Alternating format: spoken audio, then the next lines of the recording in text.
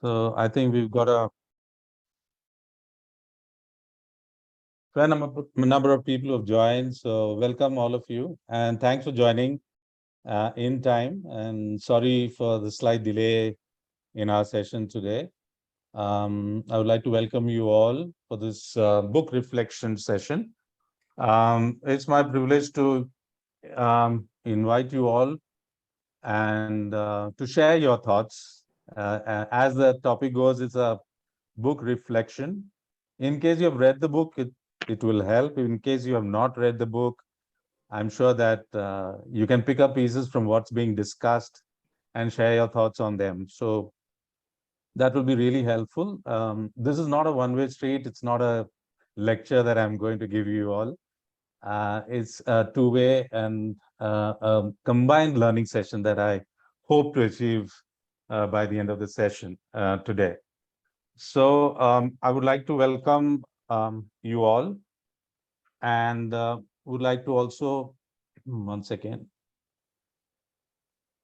Yeah, I would like to take this time out to introduce Abhyudaya Global Coach Circle here. We are all, not yet alumni, but we are still learning. And coaching is a learning process. It's a continuous process. So we continue to learn from Abhyudaya Global Coach Circle. It started in 2015, leading impact by creating world-class coaches. Executive coaching is what they do really well.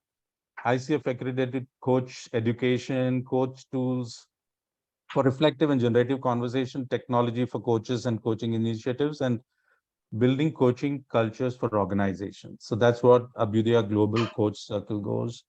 And believe me, when I started this journey a year back, I had evaluated a lot of coaching organizations that teach coaching and, give you experience coaching. And I would like to say that it's been a real revelation for me over the last 1 year, where it's more of reflective learning rather than bookish learning. It's all about looking inwards and learning more about what people do, what people think.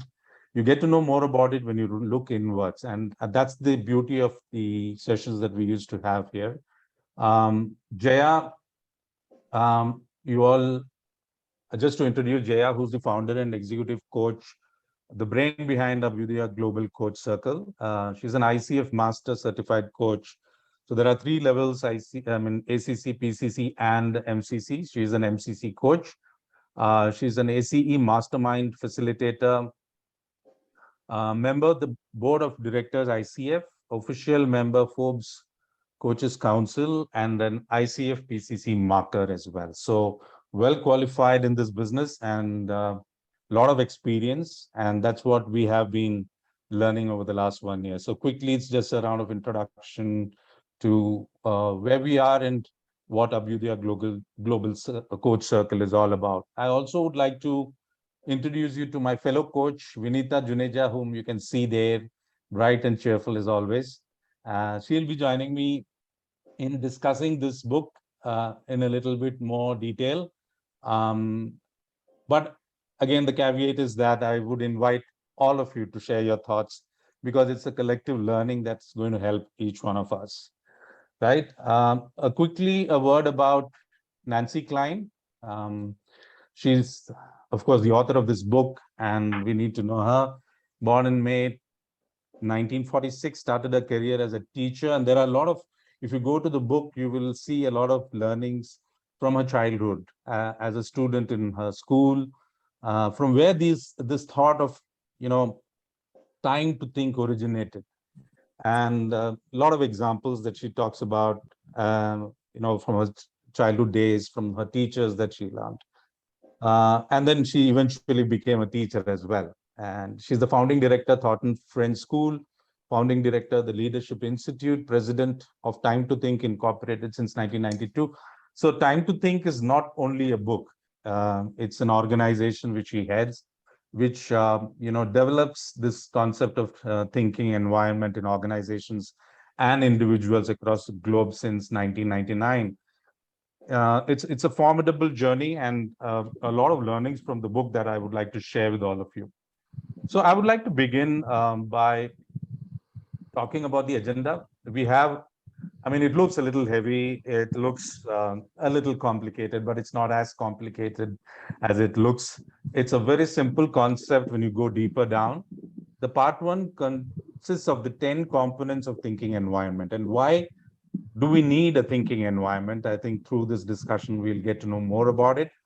Um, Today, because of paucity of time, since we don't want to extend it beyond 4 o'clock, we will end today's session with the part one, which is the 10 components of a thinking environment. The part two, which is application, and the thinking society part three, and the thinking future is something that we'll delve deeper into in our next episode, which perhaps could be in the next month. So this is the, the agenda of the session today.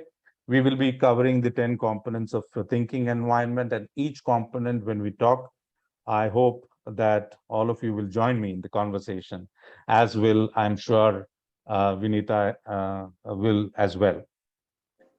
As an introduction, to summarize the book to begin with, it says we don't, I mean, she says, Nancy Klein in her book says, we don't take time to think about what we are doing. We are too busy doing it. And I think we need to reflect a little more on this, think about this statement, because in our day-to-day schedules that we normally go through, and we're busy doing so many things, it's something that maybe we are not paying enough attention to. So there is time to think, but we are so busy that maybe we are, overlooking it. In fact, to take time to think is to gain time to live. And it's a very profound statement, if I would like to say. Uh, Taking time to think is to gain time to live. We'll delve deeper into it. I'll just would like to give you a scenario to begin with, right? Say it's mid-morning. I want you to just picturize yourself, right? It's mid-morning, and as usual, you're extremely busy. The phone rings, and a friend or maybe an acquaintance or a relative calls you and says, hey, do you have a minute to spare? I just have a problem that I would like to discuss with you. Or maybe shall I come over and meet you? Because I have a problem that I want to discuss with you. And in your busy schedule, you say, okay, no problem. Come over in the evening. We'll have a discussion. We'll have a chat. Comes evening, the person comes to you, you have a discussion. And as the discussion starts, the person narrates the problem. And as he or she talks about the problem and the issue, within a minute of the person speaking, as she or he starts telling you the problem, what happens? In a minute, maybe 1.5 minutes, you get to know the problem and you also know the solution, right? That's what we always do. Hey, I know the solution to this problem. And because the person has come to you for a solution, you immediately say, hey, I know what you're supposed to do, and this is what you need to do it. And the person says, okay. And you feel very good about yourself saying that, oh, the person came to you with a problem and you gave a solution to the problem. You wanted ideas, and the ideas have been given to the person. Is it that simple? Probably not. The book explains why that's not a good idea, right? What normally happens after that is what is important. After you have given the solution, you've not even heard the entire story, right? How many of us normally think like that? The moment the person starts talking and you find a solution, hey, this is what's going wrong, and I know how to correct it. Right? We all get into that trap. There are two issues here. One is the person has not completely told you the problem. And the second one is, because you have given the solution, the person is not going to implement that. Normally, 90% of the time, the person doesn't implement it because it's your idea, it's not their idea. That's the concept of time to think and what we're going to discuss today. Vinita, you want to add anything, or anybody for that matter? Just give an introduction before we get into the concepts. Anybody wants to reflect on what I just said and want to talk about it? You're most welcome, and just request that when you unmute yourself and speak, or I would like to see you guys also. And post that, please mute yourself as well, because it's a session where there are many people who have already attended, right? So any reflections on what I just said? Hi, I I'm Renu this side, and mm, I have gone through the book, and also what I feel is that it's their journey actually. So I think they should be finding what will be probably helpful for them from their inside, right? Because if you are giving a solution, you must have given by your own experiences or what your journey has been, but it will right. not work because we don't uh, obey like what the other person has said, and I'll also do the same. So generally we are more inclined towards that what अंदर से जो आवाज आ रही है, तो I think that should be followed. So I think आपने जो बोला, that is perfectly fine, and I think that is the crux of the book, that the other person needs to find solution for himself or herself, right? You just need to help them or Right. guide them or just take them through that journey of finding the solution, but not giving the solution as such. Absolutely, perfectly right, Renu. And thank you for your inputs. Anyone else, Vinita, or anybody Sure. else would like to add? Yeah, Yeah, sure. So, when I read this book, Dasappa, it was a huge revelation to me myself, the way I communicate, not just at work, but with, I have a 12-year-old, so with my son also. And it actually got me thinking, what kind of thinking space do we actually give to our children? I mean, and I'm talking personally here with my own example. yeah, How much am I really giving to him to really think to his potential? And that's the idea, thinking to his potential. So yeah, as we go on, I mean, I'm sure we're going yeah. to unfold a lot of things. And before that, Renu, it was so good to see you on camera, to see your beautiful face. Why have you gone off camera? And that's my request to actually everybody. Again, this is a thinking space, so it's always good to see each other. That's my only request to you. Yeah. And you're right. Many people that I know of, when they talk about thinking environment, time to think, they always feel, oh, this is applicable to corporates, and it's applicable to companies, and when you have a structure. But as you read the book, you realize that it's so important that even in families or your friend circle or associates, colleagues, it's applicable everywhere. And I urge everyone who's on this call to be open, right? Don't you keep come with an open mind when as we discuss each of these concepts or the components, because it's applicable to every space. And thank you, Vinita, for just sharing that. When you're looking at your children, how they're brought up, and how you interact with them. And as we progress, I will also be sharing some of the examples that I have in my family as well, the learnings I had from my children and my family. So let's move on. Let's move to the and I'll be showing you a presentation, no doubt, but presentation is just reflective of what the theme is, right? I will be taking off the presentation. There are some videos that I'll be showing you, which will be reflective of that particular component that we are discussing as well. But please understand one thing. The base is, normally, how do we think? We think the way others are thinking. We sometimes think to impress. We think, to avoid ridicule.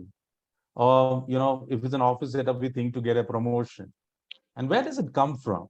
As I look back, I have had the opportunity to interact in schools as well. As a child, when you're growing up and you go to a school, do we actually, encourage students to think enough? Or is it a situation where if I think aloud and I say something, my other classmates will start laughing about it? I'm fearing ridicule. So that's how it is ingrained in children right from a very young age. And if we have to change that, I think these concepts has to be implemented at home, right? And thereby give them the confidence to start thinking independently. So let's go quickly dive, because we are, I think, going behind schedule. Let's go quickly into the first component of the time to think or the thinking environment, and which is attention. Right? And what is attention? According to the book, listening with respect, interest, and most importantly, I like the word fascination. So it's not pretensions. It is not pretending to listen, or pretending to be interested. The fascination, it normally comes when you are actually genuinely interested to listen. Right. So what the book says is quality of your attention determines the quality of others' thinking. Have you thought about it? At home, when you are talking to your son or your daughter or your family, the quality of your attention that you're giving them it determines the quality of their thinking. And you all know that very well, right? The cranky child. What is he doing? He's trying to grab your attention, right? He knows that you're not paying him enough attention, and that's the reason why he or she starts becoming cranky. And then we'll discuss that, right? So I will just show you a couple of videos, 2-minute videos. So please have the patience to go through them and reflect over the videos. And then we'll come back and have this conversation around attention. Is that okay, Vinita? That's Yeah, fine. Dasappa, can I take a minute here? Can I Yeah, take please, Renu. Yeah. Okay, definitely. since I have been from a teaching background and for 25 years of my experience in teaching, so I used to tell my students, thinking is like, I broke that word into thin and king. Oh, I said, nice. it's a thin, very, very thin thing, but it is like a king. So you need to be very careful what you are thinking, the quality of your thinking, and that will be definitely affecting your actions also. So just wanted to add a little bit here. Nice, nice. I think that's something a good takeaway for me as well. Thin and king, and how important it is to think, right? Very good. Yeah, Vinita? Go on, go on. Yeah. All right. So I'll just quickly show you a couple of videos, and then we'll delve into some reflection on those videos. All right. So the first one is a little humorous, and then let's pay attention to the video as well. Right. Is the sound Hey, is it Murph. audible? Hey, Ronathan. Yes. I heard you're having trouble with your computer. Yeah, thanks for coming down. Okay, so what seems to be the problem? So every time I try to get online, it's asking me for an admin Okay, password, sure. but it shouldn't need a password to get onto the internet. And I Sure, should already yeah. have admin privileges on this computer. Okay, yeah, that makes sense. Did you get all that? Yeah, totally. So you need admin privileges? No. Yeah, I already have yeah. admin Oh, privileges. okay. I just need to Great. get on the internet. And Okay, yeah. I shouldn't need admin privileges. for Yeah, the internet. yeah, got it. I feel like you're not actually listening to me. Yeah, sure. Are you Yeah, actually okay. not listening to Yeah, me, no, I or are get you it. saying that you Okay, get sure. that it seems yeah, that totally. way? Yeah, that makes sense. Okay, you need to stop Sure. that. Okay, doing what? You need to stop checking in with Okay, me so right. much saying Okay. yeah. You need to stop saying yeah. What do you mean? It seems like you're not listening and that got you're it. just focusing Got on it. saying Yeah, and no, that got makes it and sense. everything. Yeah. Like you took Yeah, some kind of okay. active listening class, sure, but you're not actually totally, paying attention. Totally. Yeah, no, I don't think so. Then why did you disagree with me a million times while I said it? Hey, heard you were having trouble. Oh no. You're that guy who won't stop saying yeah. Ronathan. Yeah, I was, but I heard people hate that, so I am committed to being a better listener. Okay, that's great. Yeah.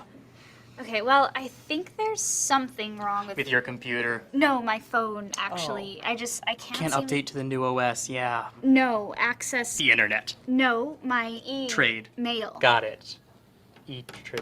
Mail. Mail. Email. Email. Okay, Got it, yeah. the way you keep finishing my sentences is Really helpful, I know. annoying. Uh-huh, You keep guessing wrong. Just let me finish what I'm Yeah. eating. Eating.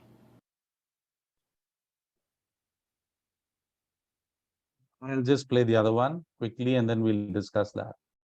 In a psychology class, a group of students were learning responsive listening techniques like eye contact, nodding, asking clarifying questions, and having open body posture. A few of them had the same history professor. That class was a drag. He would stand behind the lectern and read his notes in this monotone voice, never looking at the class or engaging with them. Think of the teacher in Ferris Bueller's Day Off. So these ingenious students decided they would try an experiment. They wanted to see if the listening techniques they had learned would have an impact on the professor. At a prearranged signal, they all started to become engaged in the class. So they were leaning forward, nodding, asking questions. And it didn't take long for the professor to respond. He transformed. He left his notes and the lectern and started to engage the class. He was animated and passionate. Of course, it was an experiment. So after a bit, the students stopped being responsive, and they went back to slouching in their seats and staring at their notebooks. The professor tried to get the class back, but after a few minutes of no success, he went back to the lectern, back to his notes, and back to speaking in a monotone. Listening is powerful. It changes people. Give others the gift of your attention and see what happens. You won't be disappointed. Thanks for listening. All right. Reflections. And I would urge everyone to, talk about what they just saw. Yeah. What do you think happened? So in the first video, it was like more of interruptions without listening or without paying attention to the other person, what he was trying to convey.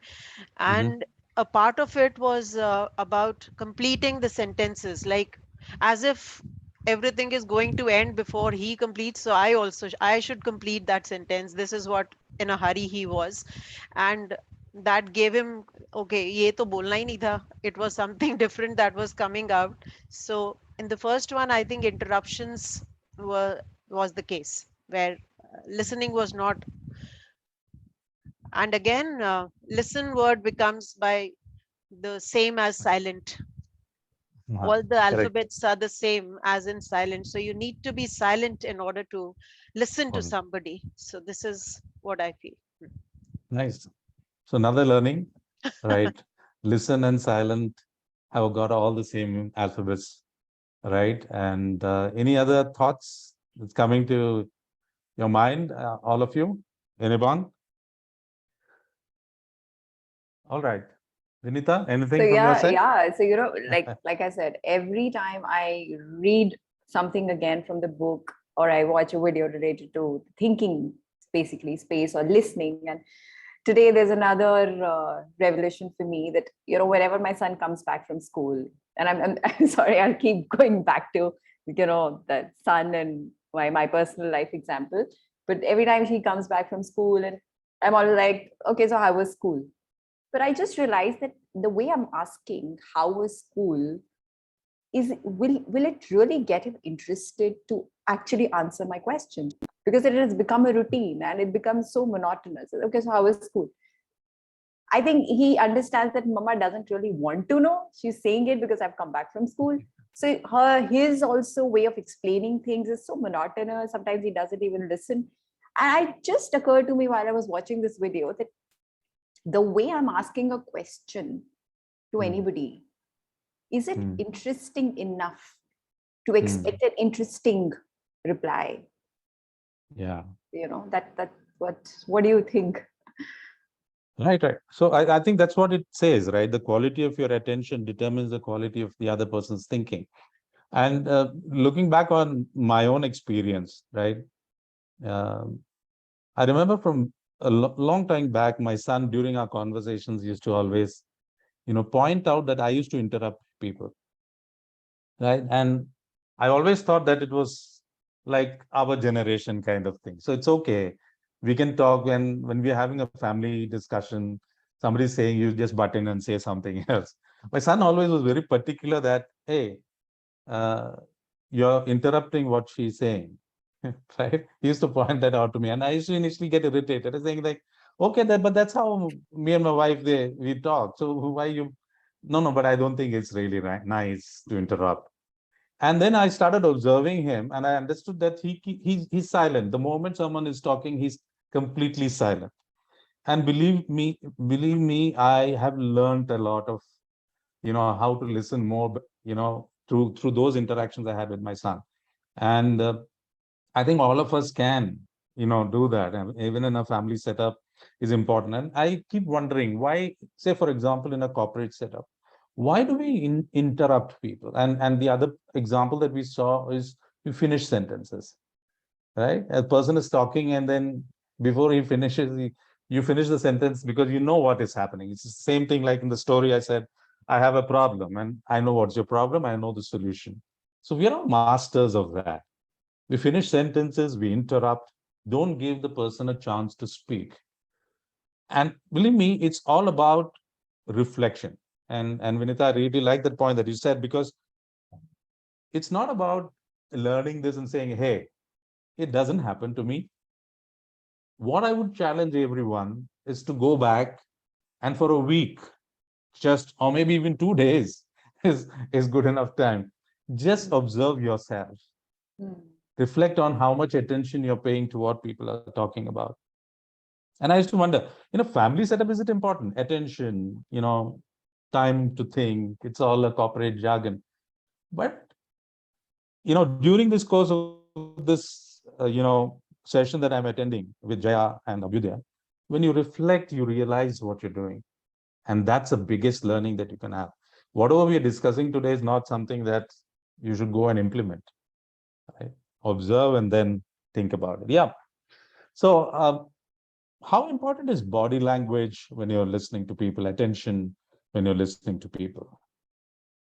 Like, I was about to say that, that when you go back, okay, you can still hold on to not saying something, but your body language actually gives away a lot. So there are times when, like you can already see the other person is sitting back and suddenly is just leaning forward because he has found something to answer, or has got a point to interrupt you or challenge you. And I'm not saying that, I'm saying it happens with all of us. It happens with me a lot. So the moment I find something I can pick up from the other person, whatever he's saying, and can just challenge that, I just feel, there are times when I feel great about it. And then I forget about what the person is saying after that. So that actually fogs our, I would say, thinking process, because we haven't got the whole information. We are already out with our answers, right? That's right. And digital devices are the biggest distraction in today's communication, right? At paying attention. And I used to, again, I'm reflecting back. I used to think that in a family setup, it's okay. When my wife is talking, I'm looking at, oh, you continue talking. It's all right. I'm on the phone. I can listen to you. Or my son is talking about it, and we're, on the computer or on the mobile, and we feel that there's no harm in that. But it does harm, right? The enthusiasm with which they want to talk, or maybe it's something that they want to speak. Just imagine you're talking to somebody who's actually distracted on their mobiles. So these are all very good reflections that we have as we look at attention. And if there's nobody else who wants to share, I'll just move on, because we have 9 more components to discuss, right? Right. So this has this problem, right? Okay. The second component is incisive questions, removing assumptions that limit ideas. Okay, so the book says that incisive questions remove assumptions that limit ideas and freeing the mind to think afresh. Freeing the mind to think afresh, removing those assumptions. And I would just like to show a video again, okay? And then maybe we will have some time to reflect on that. All right.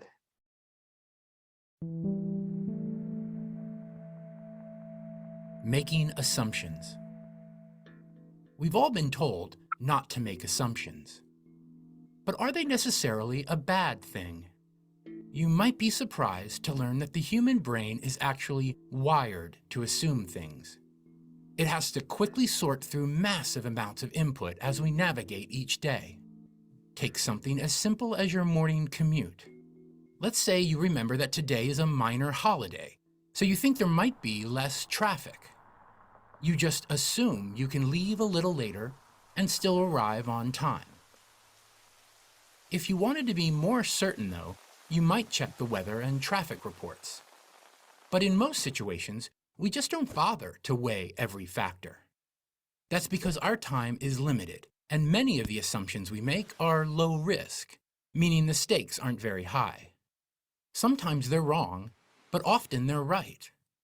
Now think about first impressions, when we meet somebody new.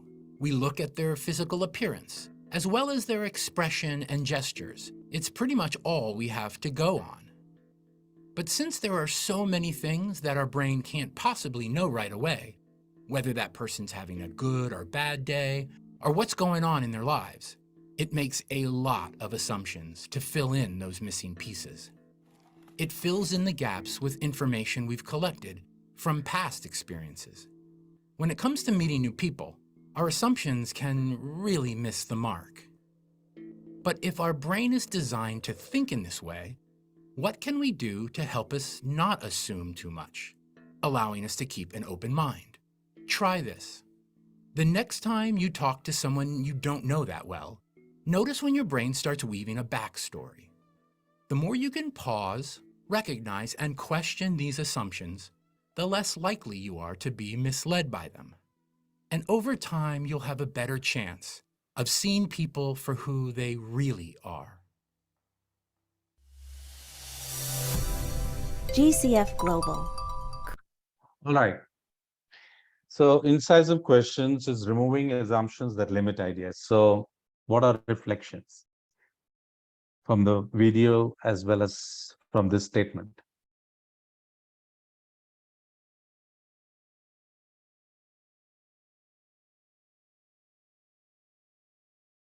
So is assumption good or bad?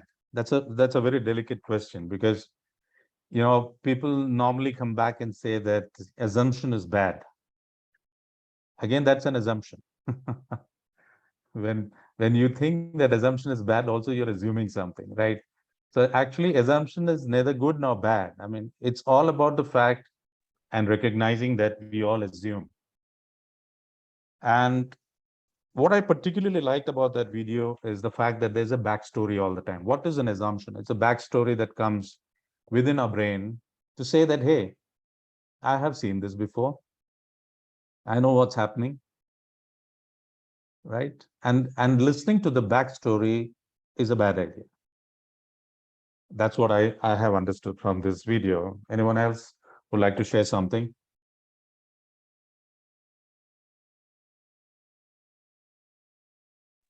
Can I ask a question? Yeah. Is the backstory limited to people that you know? What if you're listening to the information of a person that you have never met before? How can you create a backstory then? Then it would be purely assumption. But if you're listening to a person that you know about, you know their background, you know their history, you know them personally, then your backstory may be a little bit accurate. Exactly. And I thanks for the question, and because I think that's one aspect that we all go through, right? And the key is in your own. What do you think about it? What do you think is happening there? I think if you know the person very well, for example, if I'm speaking to my sister, or I'm speaking to my spouse, or I'm speaking to someone I know for a long time, sometimes there is a backstory that I may already know about, which may not be wrong. And basing my interaction with them on that may not be always a bad idea, because I know where they are coming from. I know their history. I may also understand their baggage. So that background information may help me to listen to them in a better way. But if it's a new person and I have never ever interacted with them, we must not listen to the backstory at all, because you know nothing about them. So it may be good to make a distinction between the types of relationships we have with the person, whether it's a new person, or whether it's a known person. Yeah, right. So the key is assumption, right? It's an assumption in any case. And you're right. When it comes to a stranger, we normally shouldn't depend on that backstory. But when it's not a stranger, you know someone, your past experience with that person may come in handy at times to, when you're dealing with that. But again, it depends on situation. If that assumption is going to help you in some way, that's my view. If that assumption is going to help you be careful about that person, or is going to help you in any way, then it's a good thing, because you know the person's background, and I know how the person reacts to a particular situation. So if it's going to help you, fine. But here, when we're talking about generative thinking, when we're talking about um, um, a discussion that you're having with that person, and there is an assumption that this is what this person is meaning, because of my past experience, if he says something, this is what he could be meaning. That's an assumption, right? May not be a good idea to bank on that. This is my view and my view on that. But yes, you're right. At times it does definitely help. But then if that is limiting yourself or your team in some way, then what they were talking about, and this video talked about, is pause, recognize, and question that assumption once. That's all we have to do. And I think that's the learning I have from this video, is that whenever there is an assumption which is going to hinder either my relationship with that person, or it's going to hinder the discussion, or it's going to affect in some way, and it's not helpful, that assumption is not helpful in any way, right? And I completely agree with you, we need to be careful in case it's going to harm me. But if it's not going to help that situation, then it's good to pause, recognize, and question that assumption. And that's what we will talk about right now. Right? I'll just give you an example of that incisive questions, which can remove those limiting ideas. Okay, and this is more to do with a thinking environment rather than individual experiences that we have. For example, I take a particular route when I'm walking every morning. Okay, it's just a very base example. And there's another route which I find very beautiful, which I really want. And this is exactly what happened to me. I was walking in a particular park in Bangalore, where I live. And every time I used to feel that this is a nice place to walk. But then there was an assumption that there may be too many vehicles on that particular street or that particular area which is going, which may not be conducive to me for my walking. So the incisive questions that is being talked about here is basically questioning those assumptions. So once I understand what is the assumption that is limiting myself or my idea of walking there, is the fact that there may be a traffic there. So I ask myself this question, and that's a question you need to ask yourself, or you ask someone else in case you want them to come out of that assumption, is that if I knew that there are no vehicles in that road, or there are very less vehicles on the road, what would I do? Is a question you ask. So I will say that I will walk. And I walked. And I realized that it's not that bad either. And it's a beautiful place that I enjoy walking nowadays. And it's a much better feeling that I have. So this is just a very, very, very base example of this particular limiting thoughts. It happens all the time. In a discussion, for example, you ask this question, is what are you assuming that is limiting your idea? So I'm assuming that this person is thinking this way. Or because I know this from my experience, this person is thinking that way. That's what. So I'm unable to discuss this. So you ask yourself this question, if I knew that this person was not that way, that my backstory is talking to me about, what would I do at this juncture? How would I deal with the situation right now if I had not known that? And if that question is actually helping me move on with that relationship, or that question is helping me move on in that particular discussion, that's how the thinking environment gets generated. Anybody else who's an expert on this could add some more value, because I think it's becoming a monologue rather than a conversation right now. So anyone else would like to add a few thoughts on this? I'd like to make a point. My name is Rajesh. Yeah, Rajesh. It's as simple as saying, when in doubt, ask. It's so simple, but even in work environment, I've seen many times that you're going for a meeting and you're meeting somebody new, and the chatter starts. Oh, I heard about this guy. I saw in his LinkedIn profile that he's supposed to be this. You just have to pick up it's the right person and say, what's going to happen, what's the profile. We make so many assumptions based on people, and then you realize that the person turns out to be very different from all that perceptions you had built. Yeah. So maybe the whole thing is about not having preconceived notions. It's easier said than done, but with all our biases come into play, all our preconceived notions come into play, especially with strangers. And even sometimes with people we've known, and we let the past experience with that person determine what we think is going to happen the next time. Maybe the person was in a bad mood last time when we met that person, but that impression we carry into the next meeting and say, I know this guy is a Khadus fellow, or in Mumbai language, I'm from Bombay. Or this guy is he's not going to give us an easy time. So how does one experience any meeting or any without any filters, without any biases, and without any preconceived notions? Yeah. You're right. So it's all about when in doubt, ask. I like that. I mean, it's as simple as that. So when the assumptions are so limiting that sometimes we think that it is right. And that's what we need to differentiate between assumption and what is right. If you think that is right, the person maybe 2 years back had done something and we are carrying that same thing right now, then we need to be mindful. Maybe a lot of water has flown under the bridge in the last 2 years and the person has changed. Okay, so I think we need to move on now. We are really running short of time. Equality. This is the third component. Rajesh ji, can you just go on mute, please? Yeah. So the third component. Rajesh ji, you're on. Rajesh ji.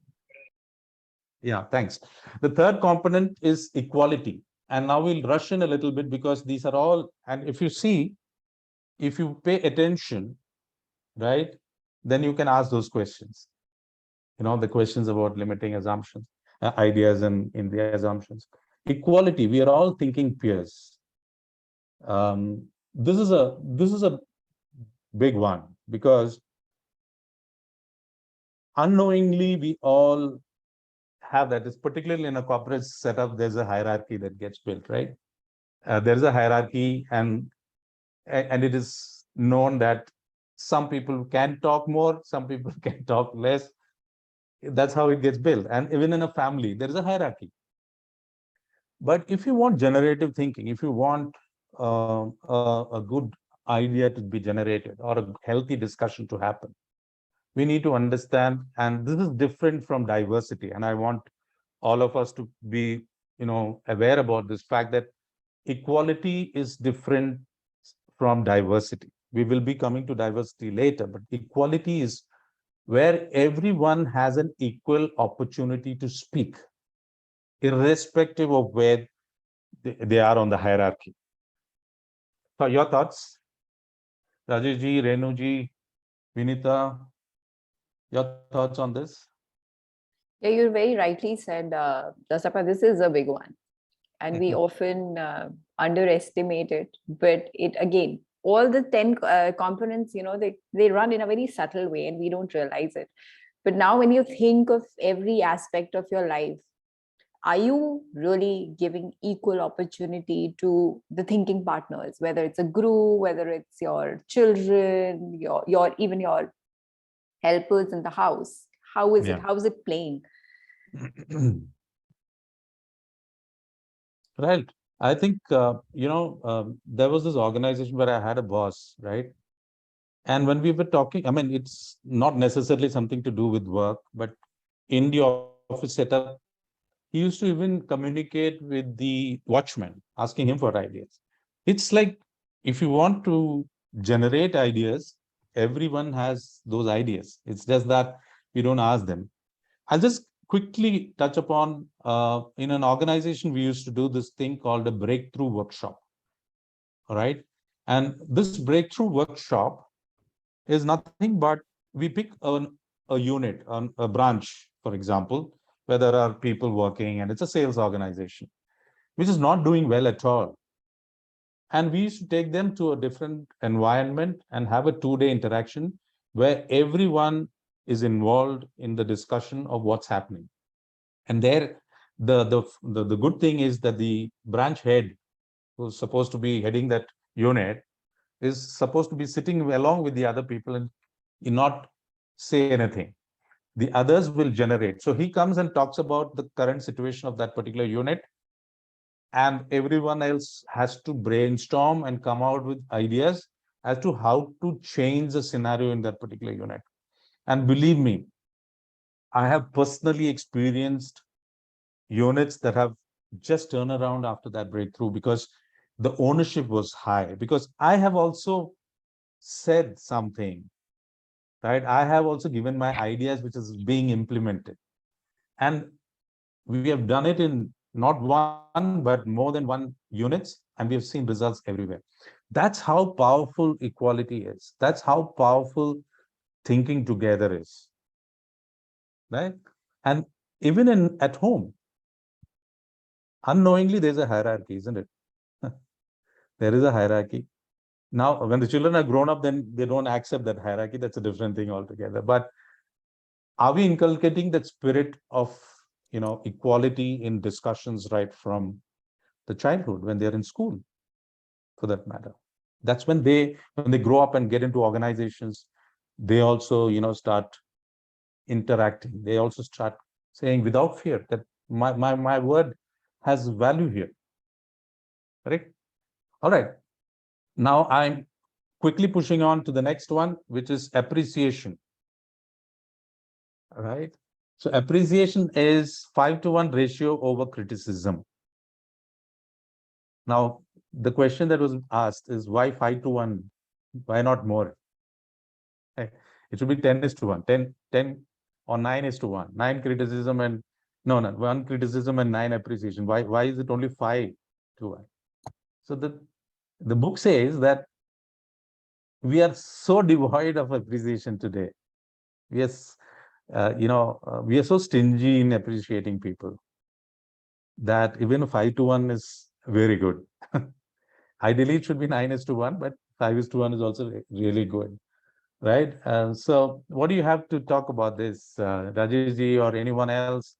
How important is appreciation for an environment of thinking, right? So you're sitting on a table, we are discussing things, and even if you don't like somebody's ideas, do we appreciate them for having that, courage to speak up, for example? I think those are appreciations which will matter to that person to communicate more, to think more, isn't it? In a group, we say, hey, that's not a good idea. And we just shut them down. But how often do we tell them that, hey, I'm not necessarily liking that idea, but I just like the fact that you thought through it and came out with that idea. Yeah. What will that do to that person? The next time around you ask a question, he's the first one to come out with an idea because he's no fear. He feels valued, isn't it? Yeah. Anyone? Yeah, I'd like to make a point. Yeah. That it takes very little actually to appreciate. Even if you just say a smile, it's a form of appreciation. And if you've seen a lot of people, it's so difficult for someone to smile at you also sometimes. Even in our lift and in our culture, you go abroad and you realize when people get into the lift, they look at you and say good morning or they smile. We start looking into our own mobiles when we get into our lifts, right? It's so difficult. I think it's also a little bit of cultural thinking in our case, but just acknowledging someone, even if it's a stranger, can make a big difference. It can make somebody's day. Somebody's going through a little stressful time and you just give that person a smile. That person for that moment at least feels life is not that bad. Yeah. Absolutely. Especially in the morning, you get it, the day is good. Yeah. And you're right. And the book also talks about receiving appreciation, right? Culturally, we are not very accepting to appreciation also. We feel that, oh, it's not, hey, I mean, what's happening? I mean, it has happened at home as well for me when, appreciate somebody, say, hey, don't say it yet. It's not important. And then what happens to the person who's appreciating? He feels that, oh, it's not necessary to appreciate or not valued. So it's also about how you receive appreciation and how you give appreciation, right? And if you overdo it also, it's a problem because the person, the value comes down. And if you don't do it also, it's a problem. So it's a question of how you navigate through it, and how you keep a balance of genuinely appreciating somebody. And the book says that we are quick to criticize, but how often we genuinely appreciate, say thank you. Genuine appreciation increase capability to think freely, particularly if you're in a group sitting and talking, maybe home, maybe your organization. Think through it. Appreciate people who are even trying to give you ideas, even though the idea may not be good enough for you to implement. Right? All right. Dasappa, I would like to share a yes, personal thing please. that just happened yesterday, because I was listening to Rajesh and the beautiful statement that he made, that it takes very little to appreciate actually. And when you said it's also about receiving appreciation, some people are not comfortable. In our culture, it's like, oh my God, don't say that, yaar. It's nothing and all of that. So exactly what happened, the mixture of two happened with me yesterday, that somebody on a WhatsApp group appreciated me and I just couldn't take it, because I thought it was not big enough to be appreciated. It was a small gesture that I did and somebody appreciated on the group, like announced on the group. So I immediately wrote back, oh, come on, it's nothing like that and all of that. Surprisingly, another person who noticed it, I wish he was here right now, he messaged me, so what's holding you back to, what made you say that it's not a big deal and all of that? I said, because I don't know, I don't think it was that big a deal. And then he asked me a question which stayed with me. And he said, so are you saying that small things cannot be appreciated? So because I was expecting that, okay, only if I do something big enough, then you can appreciate me. Otherwise, small things, it's all right. So like, are you saying that only big things need to be appreciated? That got me to think. And that's why what Rajesh said and what you said, it kind of, I could process all of that. And yeah, so small things do make a difference. Yeah. It's just that we take them so too much for granted that, all right, I mean, yeah, what's the big deal to really point it out? I mean, but it does. Right.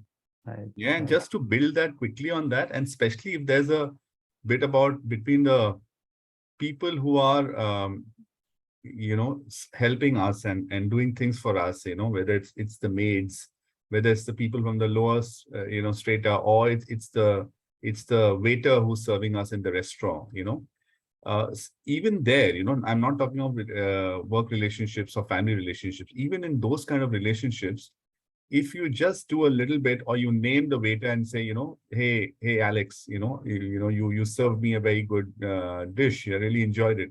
I mean, imagine the kind of joy that it would get, that somebody actually called me by name and said, I enjoyed what you served me just now. So I think even that can do wonders. Absolutely. I mean, you're right. There's no hierarchy there, or there is no set of rules that you have to follow. It's just that when you genuinely like something that somebody has done, whoever it may be, you appreciate them. And in this context, it's all about creating that thinking environment, particularly if you are managing a team, or you're at home and you want to discuss and decide on something, and you want to involve your family, your children. Appreciate them when they give you some ideas, even though you're not going to implement it. I just quickly want, I mean, we won't do this right now. I was thinking of doing it right now, but paucity of time. I want all of you to do this when the session is over, right?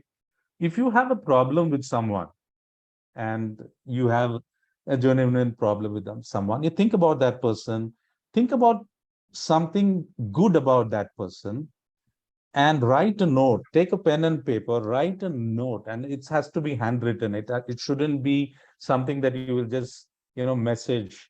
That your handwriting has to be seen. You write a note, take a photo of that, and send it to that person, right? We had this session long back about positivity where we did that, and it does wonders. So I want everyone on this call to do that after the session is over.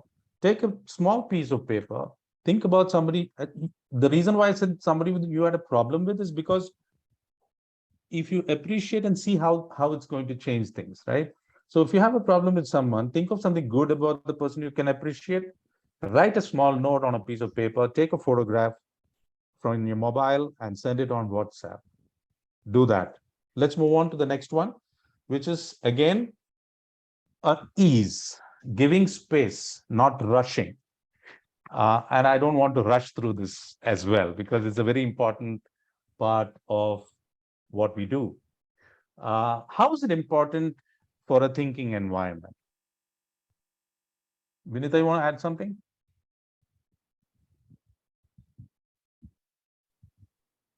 You're muted. You're Oh, on I'm mute. sorry. Yes, yes, yes. No, with looking at the time constraint that we have, let's here take more inputs from somebody. If somebody want to say something, because I am also mindful of the time. Yeah. I think we didn't time it properly, but still, I think it's important that we hear this.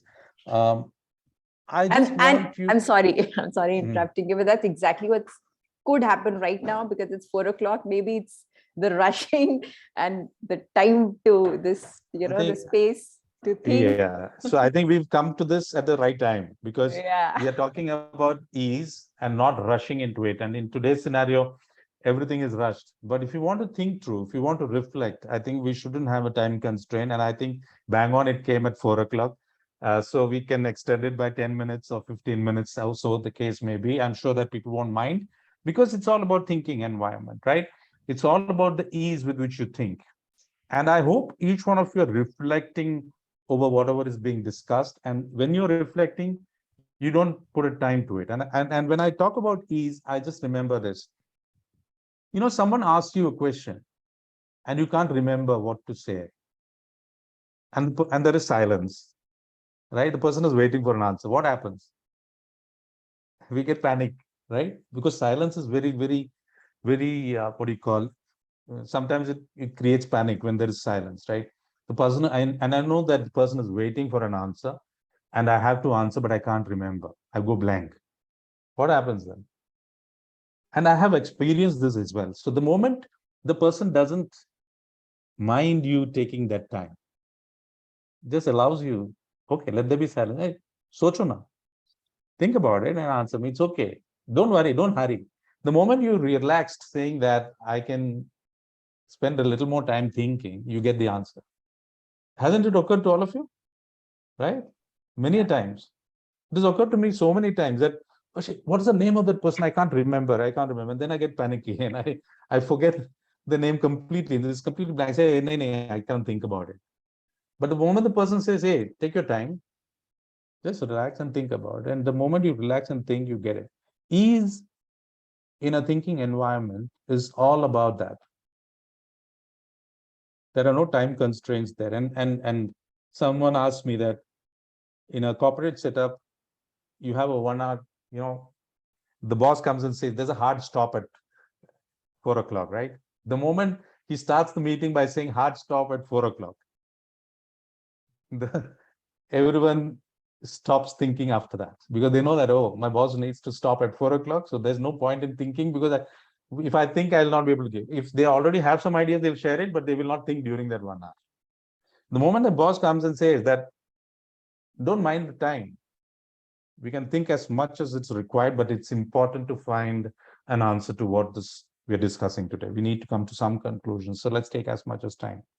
The moment it frees you, and the moment it frees me, I'm capable of thinking a lot. And they say that in a corporate setup particularly, that is more productive than this thinking of hard stop at 4 thinking. Correct? And that's all about, the ease, giving space and not rushing into it. If anyone has any more thoughts on ease, we can discuss that. Else, we will move on. All right. The next one is sixth component is encouragement, moving beyond competition. Initially, when I thought of encouragement, I was wondering how is it different from appreciation? Because that's also a component of thinking environment. And how is encouragement creating a thinking space? It's moving beyond competition. You're encouraged to speak the moment you don't feel you are in competition with anything. Think about it. correct? I've seen people that, oh, when I'm thinking, when I'm discussing, my point is important, right? I have to get my point in. That's more important than what are we discussing? What are the outcome of this discussion? Where are we going to head at the end of this discussion? Rather than, okay, no, I have said what I have to say because that's right, I feel. And then leave the rest to the others to start thinking. So if you look at it, all these are important, the equality, the ease, the attention, the questions. And then we are coming to encouragement, because if you are in competition, the others are not going to think. You will get your way through, you will get your point across, but is it productive? Is it helping the other person? What are your thoughts? Anybody? Yeah, and Dasappa, with that culture of not encouraging people to think freely, I think you're also in a way giving a message that that you're being judged. You're being judged of what you're saying, right? And that, I think, when the fear of being judged sets in, I think that's where you lose all your creativity. Because if you look at children, they don't have that fear, and they are the most creative. Yes. So you're not in a discussion to prove that, I mean, it inhibits thinking in others if you are in a position of trying to compete, right? It happens in a organization where the boss speaks and everyone keeps quiet, because boss has to be right all the time, isn't it? Or like you rightly said, in children, when they're growing up, they're watching how much of encouragement are you giving them to speak up, right? And are they feeling good about speaking? Are they in competition saying that, oh, this is the point I want to say, and that's more important than what your point is about, right? So it doesn't work that way. So in a thinking environment, it's extremely important for us to keep aside all competition and speak out genuinely for the cause of that discussion, rather than speak out because you want to make yourself heard. Am I right? Yeah, but Rajeshji, you're on mute. Rajeshji, you're on mute. I'm saying a counter to that is that if you create healthy competition, you are encouraging people to think better, and that again depends on the leader of the group, that whether the idea is to create some kind of conflict in the environment and make one people insecure over the other, and we've all been through corporates to know those games also played. But if the genuine intent is to have healthy competition, to make sure that everybody is really thinking better and investing their time on the issue, then it's good for the organization, it's good for the team to get great quality of ideas from everyone. Yeah. So you may come out with ideas, but then it may limit you to accept others' ideas. So that's what competition sometimes does. And that's what I think the book talks about. While it's a good thing to, be equally, so that's where equality comes in, where everyone has an opportunity to speak out, right? That is different from a competition there, where in a meeting, the cause is more important than whether I'm contributing more or less. So if you're looking at the output from an output scenario, Rajesh, to answer your question, if it's an output that you're looking at from an organization point of view, then you're right. Right? It's always a healthy competition works. But in a thinking environment, sometimes what happens is, if I think that I'm in competition of giving ideas or thinking, then it may come out that there'll be ideas that are being generated, but whether the team is going to accept those ideas, whether the team is going to take ownership of those ideas, those things matter a lot. May I Yeah, add on, yeah, please? Renuji. Yeah. We are talking about organizations and a higher level, but I think being from that teaching community, what I feel is that if the base or in the schools, if we are not having this culture of encouragement, and parents, teachers, just after one word, that is competition, he's getting more than you, he's achieving more than even more than you, if we are also in the same kind of a race. So I think that culture needs to be developed at that bedrock kind of a thing. There Yes. it should be there. Only then the generations who are going to lead further, I think we'll be Yeah. able to bring that culture straight away. We need not to work even there in the organizations or corporates later, because we have worked at the base. So this is what Yes. I feel is very important. You bang on, because the thing is, at a later stage in life, it's difficult to change some of these ingrained thoughts that are there in you. It's not, it's easy to say that you shouldn't be in competition, but if that's the way you have built your life over the last 40 years, 45 years, it's not easy to change that. But if you want to make a change, it has to be at the grassroots level. All right, so I'm quickly moving because we need to complete this. There's this thing called feelings, the seventh component, and this is a very, very important one. I will show you two videos again, and then we'll discuss that. And then we move into the 8th, 9th, and 10th, which are smaller components. So I want all of you to just pay attention to this once.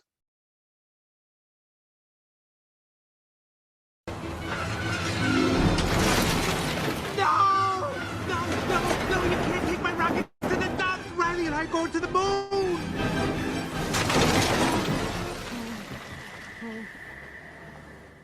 Riley can't be done with me.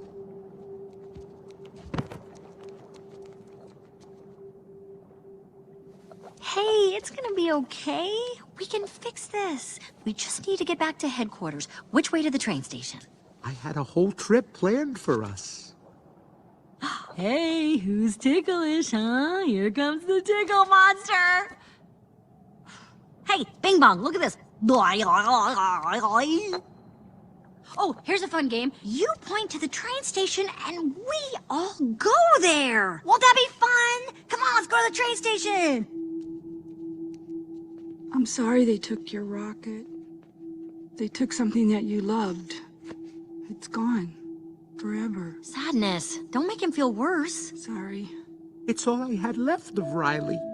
I bet you and Riley had great adventures. Oh, they were wonderful. Once we flew back in time, we had breakfast twice that day. Sadness! It sounds amazing. I bet Riley liked it. Oh, she did. We were best friends. Yeah, it's sad.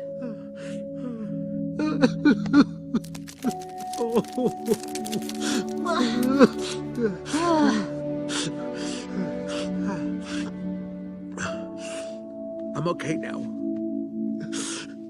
Come on, the train station is this way.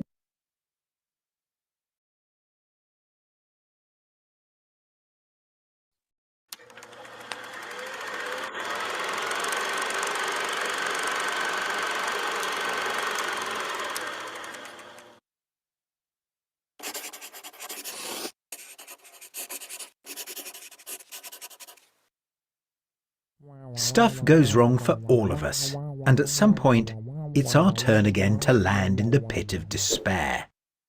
But it's the conversations that we have whilst we're down there and how we respond to them that will determine just how fast we get back out again.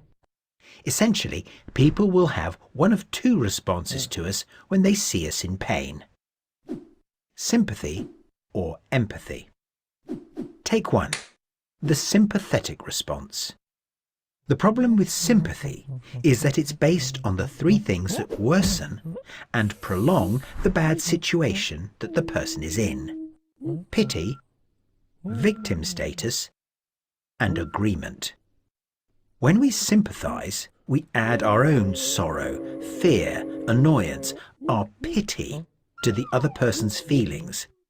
And whilst they now feel less lonely, being joined by another person confirms that the pit is real and bad. When we treat people like victims, they behave like victims. And agreement just makes the walls of the pit all the more intimidating. Sympathy always ends in the same way, with a bungled rescue attempt, which almost always fails. Because deep down, we don't want to be rescued. We want to be right. Okay, everyone. Take 2. Quiet on set, roll camera, and empathy. When we empathise with someone, we have the power to change the game. By reflecting back the feeling that we see the person having, we show them that they have been understood.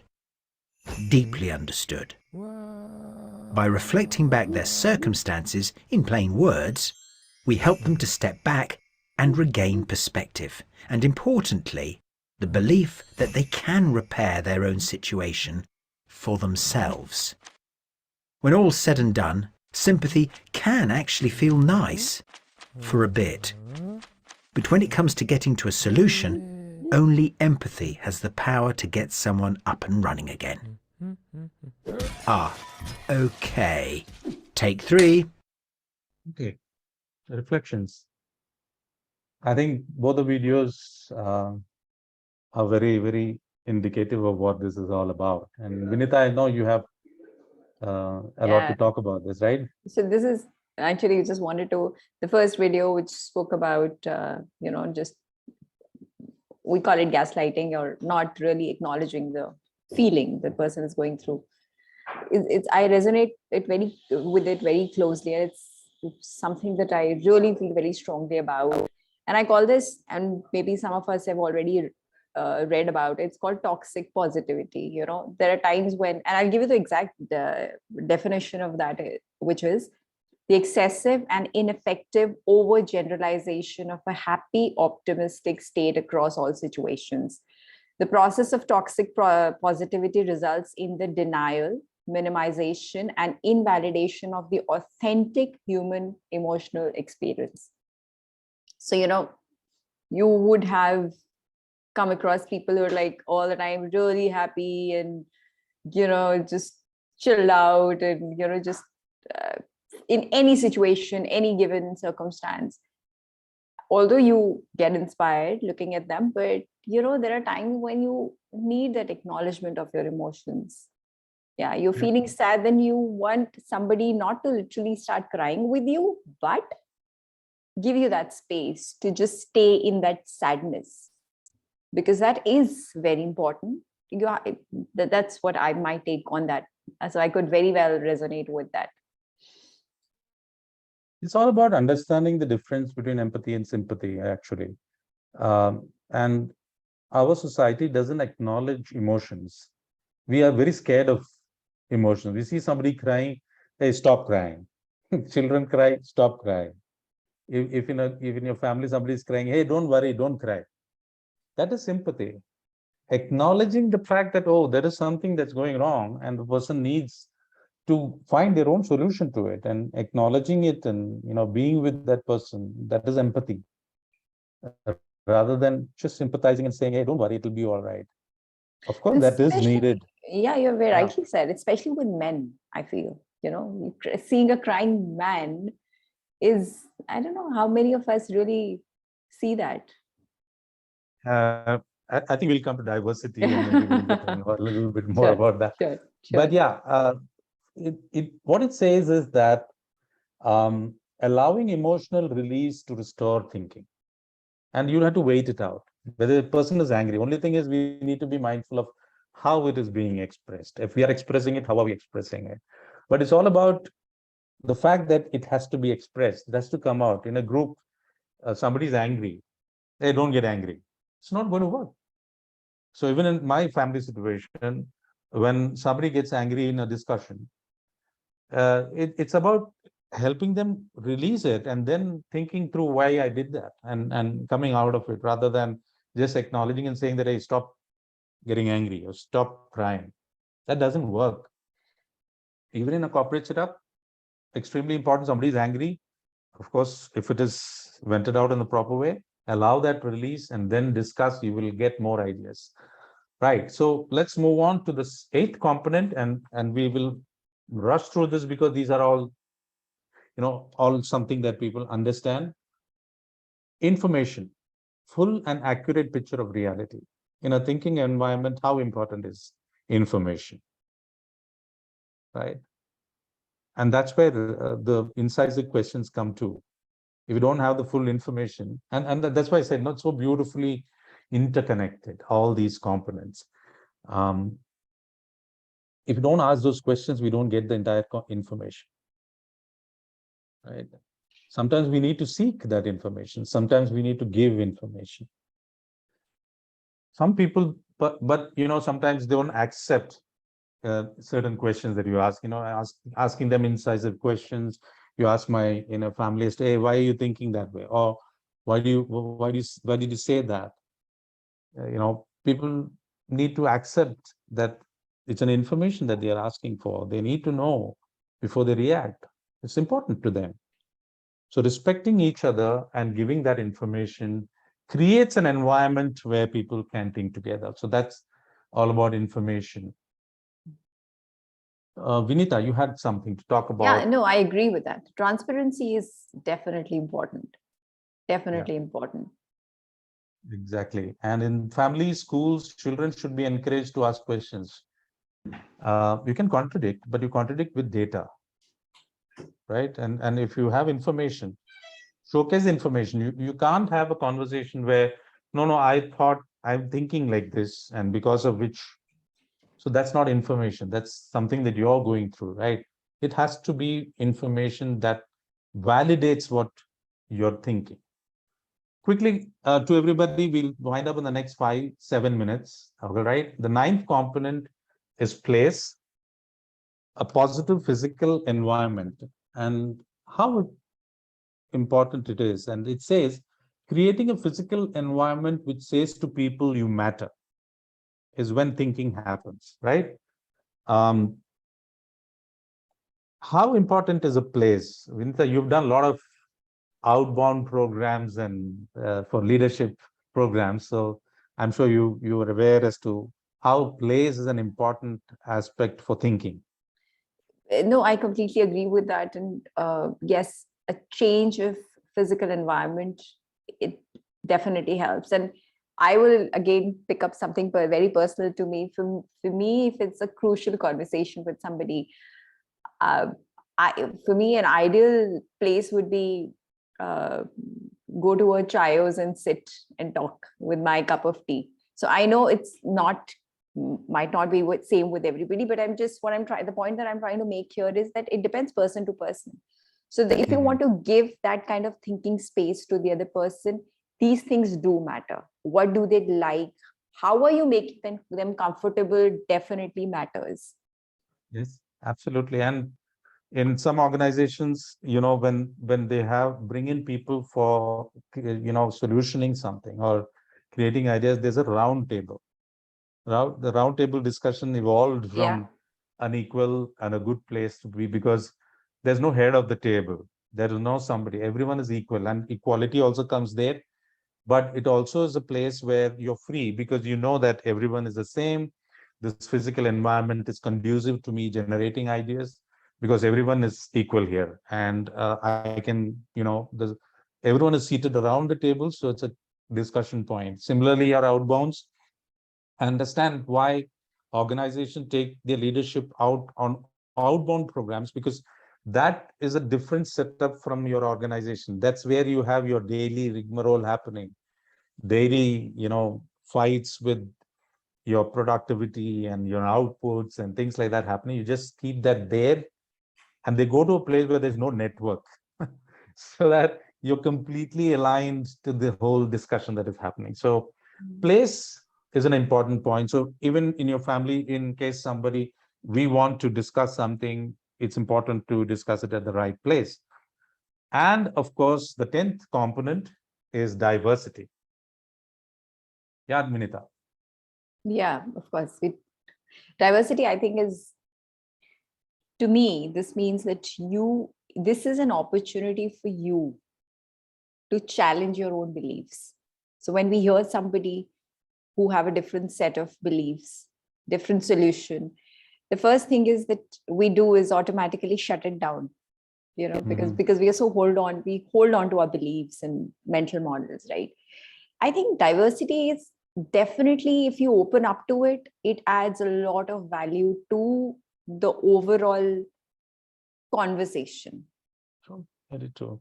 And especially in India, for example, there's so much of diversity within India itself. Though we are all Indians, regional diversities, cultural diversities, ethnical diversity. So it's very important, particularly in organizations. Diversity doesn't come out. Diversity as far as gender comes in is important within the family. And my daughter is a strong advocate of equality and very particular about diversity. And when we have our discussions, he questions as to why you did that to the son and not me. So it's being brought up in that particular environment, like what Renuji was talking about, and in schools, how do you create that atmosphere where there's no diversity, everyone is equal, right? And in an organization where you have people from all ethnicities, all cultures, from various geographies being part of your team, what it does to you is generating more ideas which you may not even thought of, because if you come from a different culture, you think differently.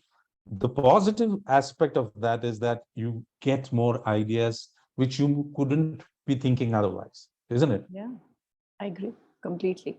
The first step is to, first step is to agree to disagree.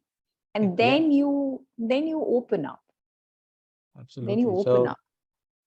Fantastic. So I think that brings us, to the end of today's session. To summarize, these are the 10 components of a thinking environment.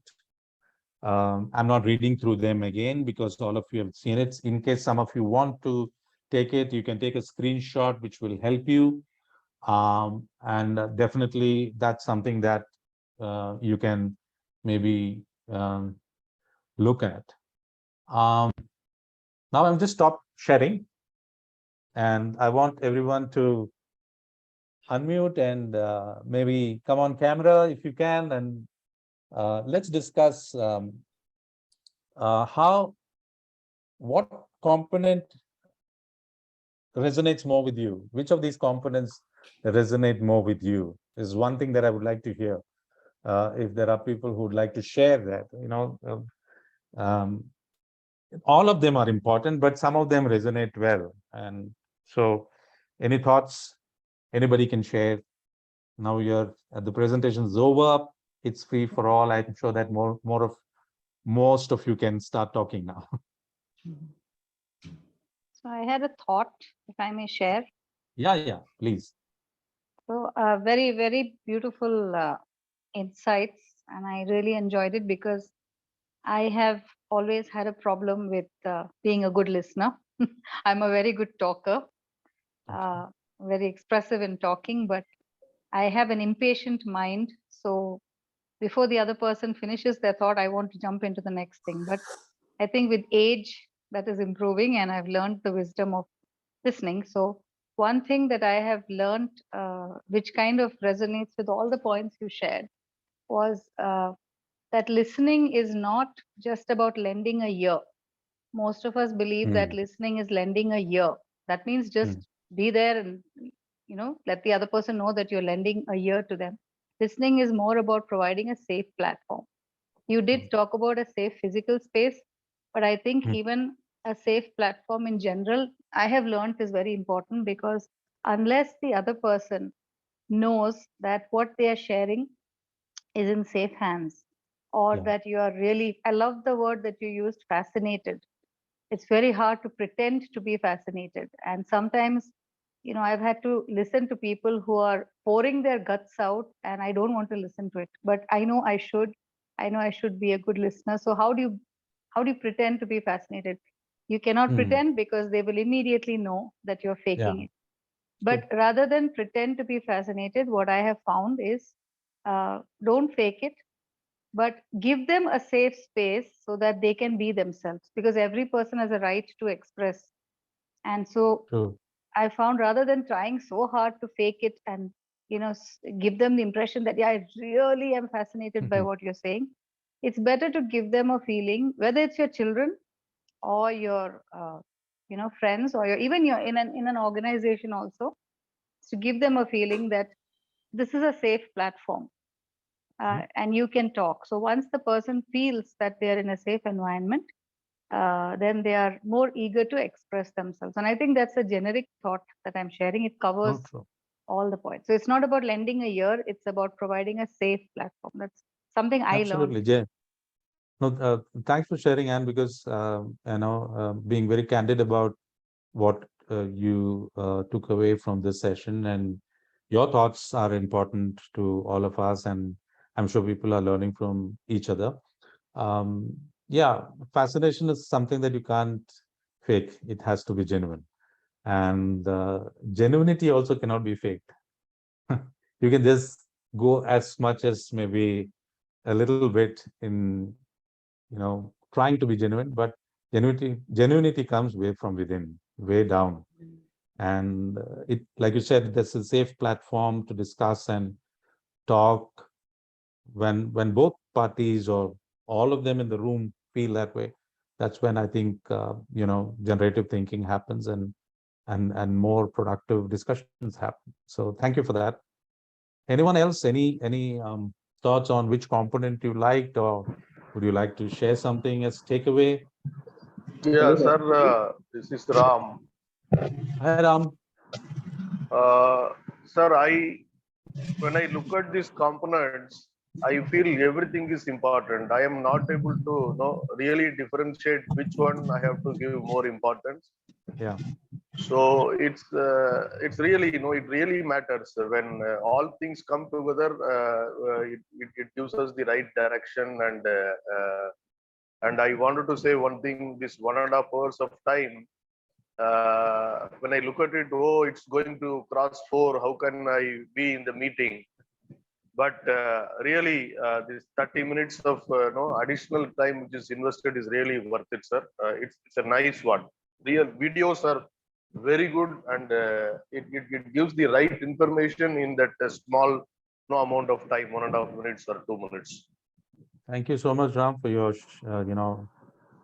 thoughts. And yeah, all these components are important, and it's all about reflecting. And like I said, my journey in the last 1 year with Abhyudaya and Jaya has been more of looking inwards. And the more you look inwards with all these components, the more change happens for the better for you. And it's all about that, right?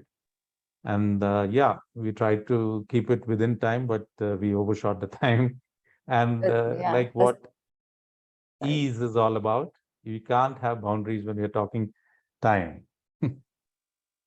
That's a very good point, Dasappa, that you made. All the 10 components are starting with you. Yes. Unless any one of them, when you put up that slide, you look at any, you cannot fake it unless you start your own inner work. It has to change from inside first before you actually are able to provide that for the other person. True. So yeah, everything is like, that's the beauty of it.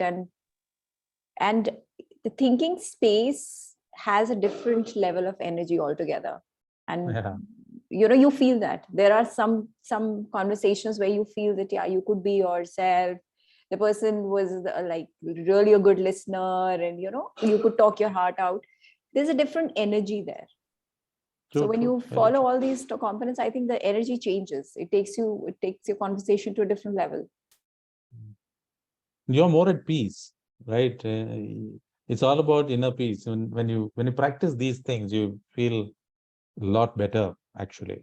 Yeah, Ashok, you want to say something? Or Gayatri, I think you wanted to say something. Hello, Dasappa ji.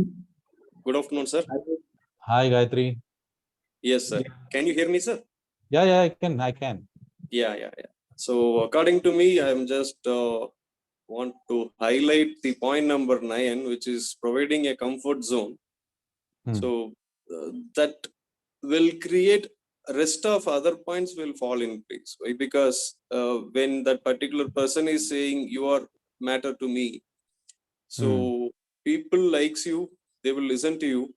If people trust you, they will do business with you. So logically, so end of the day, providing a proper space for the rest of the team members or whomever it may be, either in a family setup or maybe in a business setup, giving that particular space and giving that importance will make other stuff will fall in place automatically, is my point of view. Yes, you're absolutely right. And I think that's what Anne was saying. Place doesn't mean a physical space as alone. And I think that's another learning for me from a place perspective. It's all about creating that mental space of trust. And like what Gayatri just said, everything else follows from it, right? Yeah. Ashok?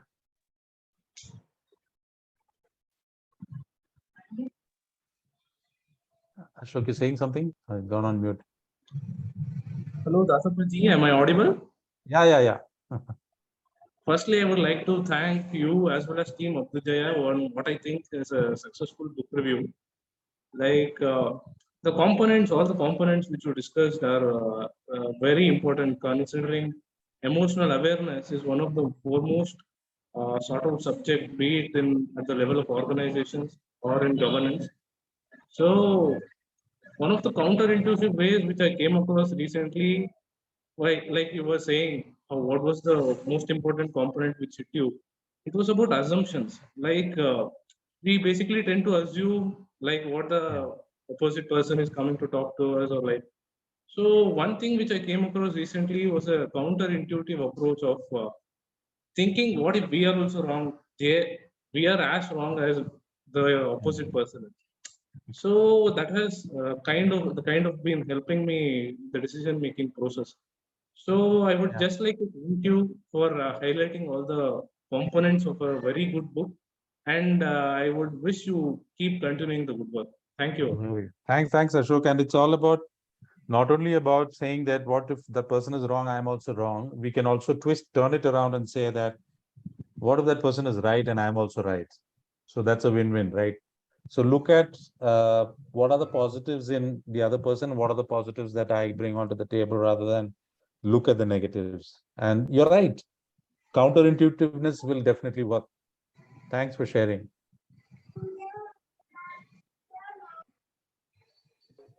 Yeah, somebody else? Okay, yeah. So Anna, good evening. This is Meena here. Hi, Meena. Hi Anna. So I was I just really amazed by this all the 10 components whatever you said.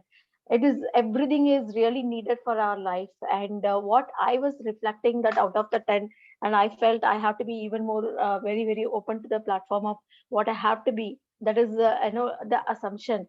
So it does a lot many things in my life just because of the assumptions. There are so many conversations happened after once the person has come out with something, and I felt, yeah, my God, this person is something different. So I think today this has given a lot of opening for me, and thank you. And this is really a wonderful session. Thanks, Meena. Thanks for sharing. And yeah, Hemaji, you want to say something? You're on mute. You're on mute. Yeah. I just want to congratulate the entire team for the wonderful session. There has been a lot of takeaways, but for me, what struck me most was, and it includes everything, it is the component of inclusion. I think that summarizes the entire component of all the components together. A very lively group discussions and thoughts being generated. And I think it has inspired me to even to read the book. And one thing that I've always had in my mind whenever I do anything or say anything is what I read recently, a quote from Mahatma Gandhi, which says that speak only when words can improve upon the silence. So if there is a silence in between, somebody else is speaking also, that even includes that you have to be you have to think, you have to listen, be a good listener and understand and try to include people so that you also can get thoughts from them and share your own thoughts. So that was what the most component of inclusion.